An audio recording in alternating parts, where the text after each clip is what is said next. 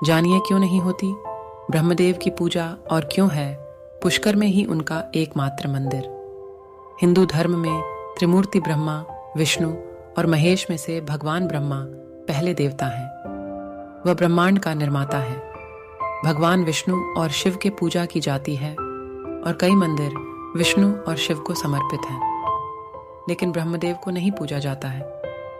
पूरे भारत में उनका एकमात्र मंदिर है जो पुष्कर में है, जो राजस्थान में लगता है। इस वीडियो में आप जानेंगे ब्रह्मदेव के पूजा ना होने का कारण और पूरे विश्व में पुष्कर में ही उनका एकमात्र मंदिर होने से जुड़ी पौराणिक कथा।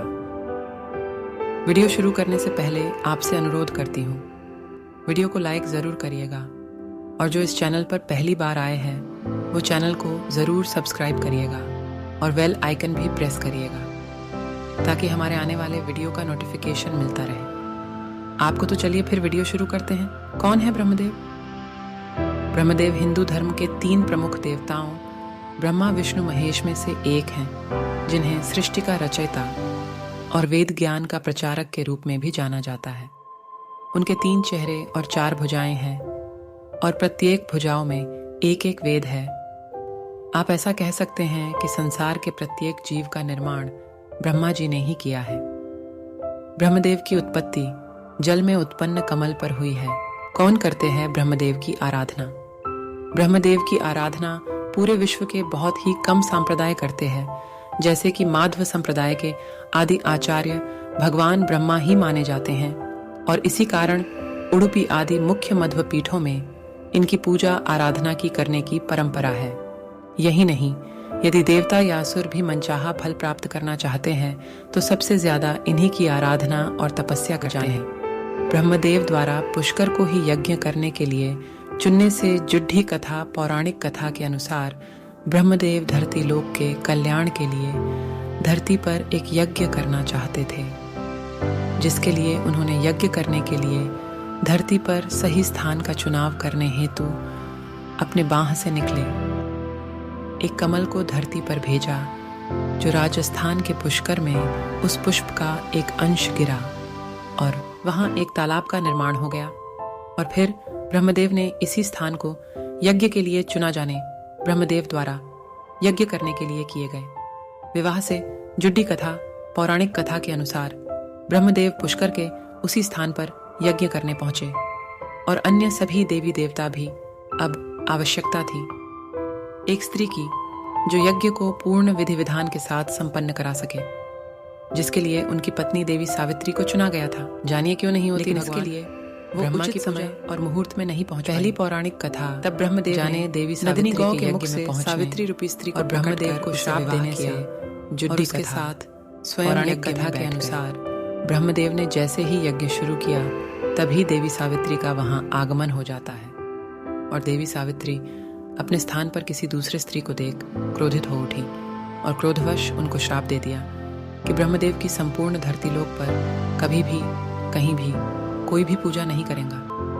पूजा के समय कोई ब्रह्मदेव को याद नहीं करेगा।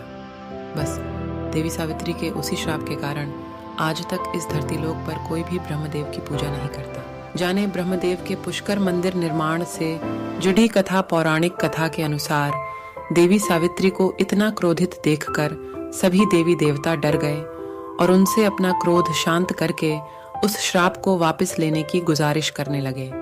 इसके बाद देवी सावित्री ने अपना क्रोध शांत किया और कहा कि आज ब्रह्मदेव ने जिस स्थान पर ये यज्ञ किया है वहीं धरती लोक पर उनकी सदा ही पूजा होगी और यहीं उनके मंदिर का निर्माण तब से ब्रह्मदेव का पूरे विश्व का एकमात्र मंदिर पुष्कर में स्थित है, जहां उनकी लोगों द्वारा पूजा अर्चना की जाती है।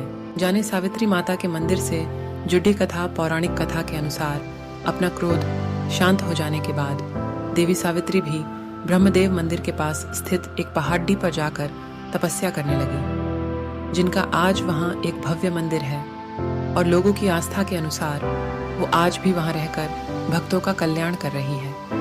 आज भी विवाहित स्त्री अपनी मनोकामना की पूर्ति के लिए इस मंदिर में आती है और मां से आशीर्वाद मांगती है।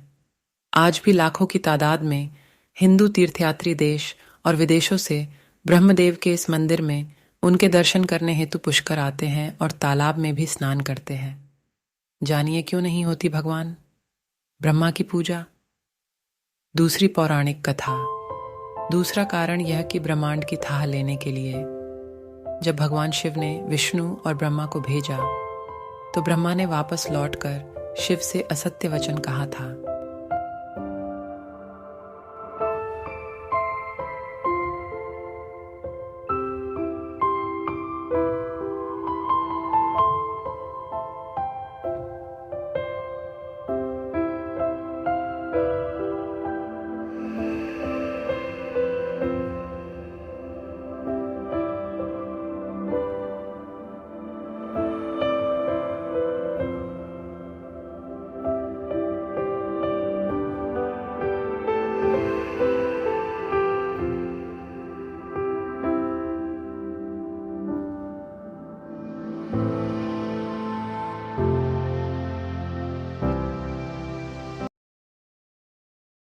जानिए क्यों नहीं होती ब्रह्मदेव की पूजा। तीसरी पौराणिक कथा। मोहिनी नाम की स्वर्ग के एक अप्सरा ब्रह्मा जी के मनमोहक रूप को देखकर उनसे प्रेम करने लगी। एक दिन जब ब्रह्मा जी समाधि में लीन थे तब मोहिनी उनके निकट जाकर बैठ गई। जब ब्रह्मा जी का ध्यान टूटा तो उन्होंने निकट बैठी मोहिनी से पूछा, देवी आप स्वर्ग का त्याग कर मेरे समीप क्यों बैठी हैं? अप्सरा मोहिनी बोली, हे ब्रह्मदेव, मैं आपसे प्रेम करने लगी हूं, कृपया आप मेरा प्रेम स्वीकार करें। ब्रह्मा जी मोहिनी के काम भाव को देखकर उसे समझाने लगे, लेकिन मोहिनी नहीं मानी और ब्रह्मा जी को अपनी ओर आसक्त करने के लिए कामुक अदाओं से रिझाने लगी।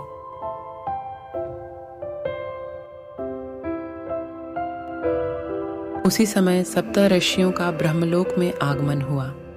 जब सप्तऋषियों ने ब्रह्मा जी के निकट अप्सरा मोहिनी को देखा तो वो चौंक गए। उन्होंने ब्रह्मदेव से पूछा, यह रूपवती अप्सरा आपके साथ क्यों बैठी है? ब्रह्मा जी बोले, यह अप्सरा नृत्य करते करते थक गई थी, विश्राम करने के लिए पुत्री भाव से मेरे समीप बैठी है। पर सप्तऋषियों ने अपने योग बल से ब्रह्मा जी की मिथ्या भाषा को जान लिया और मुस्कुराकर वहां से प्रस्थान कर गए।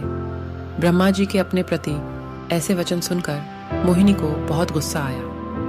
मोहिनी बोली, मैं आपसे प्रेम करती हूँ, अपनी काम इच्छाओं की पूर्ति चाहती थी और आपने मुझे पुत्री का दर्जा दे दिया। आपको अपने मन पर संयम होने का बड़ा घमंड है, तभी आपने मेरे प्रेम को ठुकराया। यदि मैं सच्चे हृदय से आपसे प्रेम करती हूँ तो जगत में आपको पूजा नहीं जाएगा।